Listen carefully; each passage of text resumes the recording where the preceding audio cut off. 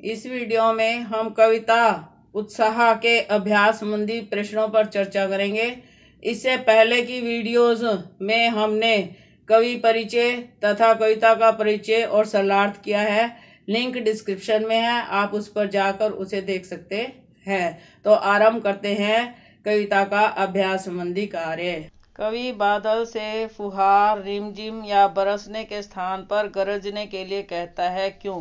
तो यह है हमारा प्रश्न एक। आप यहाँ पर आप समझें। पहले फुहार शब्द का अर्थ क्या है।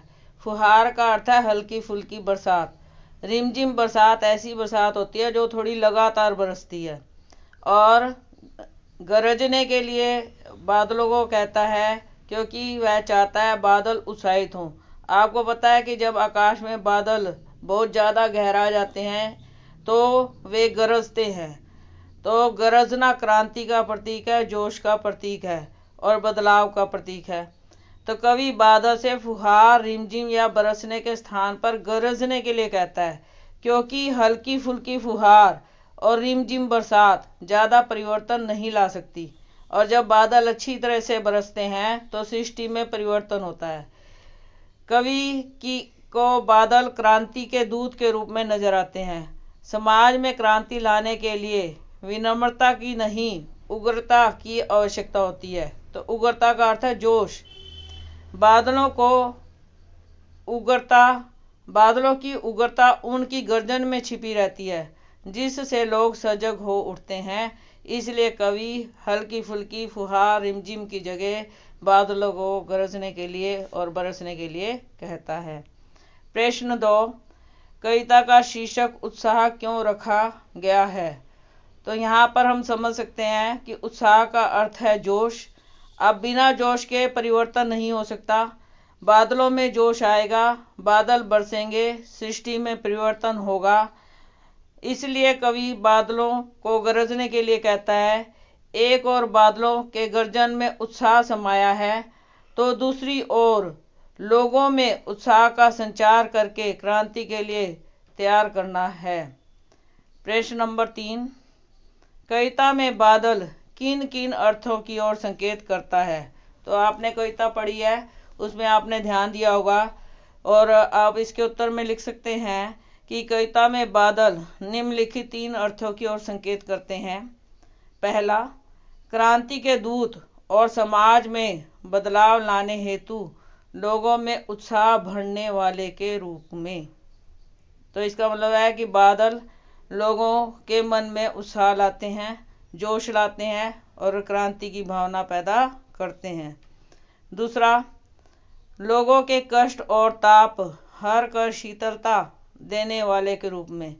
तो आपने देखा था कि गर्मी से लोग जो बेचैन हैं, उदास हैं, उनकी बेचैनी और उदासी को बादल दूर करने की क्षमता रखते हैं। कैसे दूर करते हैं? बरस कर। उन बादलों के बरसने से शीतलता उत्पन्न होती है। तो हम कह सकते हैं कि लोगों के कष्ट और ताप हर कर शीतलता देने वाले के रूप में बादल कार्य करते हैं। तीसरा, जल बरसाने वाली शक्ति विशेष के रूप में बादल कार्य करते हैं। प्रश्न 4, शब्दों का ऐसा प्रयोग जिसमें कविता के किसी खास भाव या दृश्य में ध्वन्यात्मक प्रभाव पैदा हो, नाद सौंदर्य कहलाता है। उत्साह कविता में ऐसे कौन से शब्द हैं जिनमें नाद सौंदर्य मौजूद है? छांट कर लिखें। नाद सौंदर्य का मतलब ध्वनि, ध्वनि का मतलब आवाज़। तो यहाँ पर हम इसके उत्तर में लिख सकते हैं 2 पंक्तियाँ। बादल गरजो, तो यहाँ पर भी गरजने की ध्वनि की बात की गई है।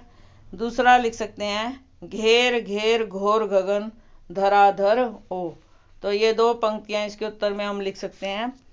आगे प्रश्न 5, जैसे बादल उमड़ घुमड़ कर बारिश करते हैं, वैसे ही कवि के अंतर्मन में भी, अंतर्मन का अर्थ है मन में, भावों के बादल उमड़ घुमड़ कर कविता के रूप में अभिव्यक्त होते हैं।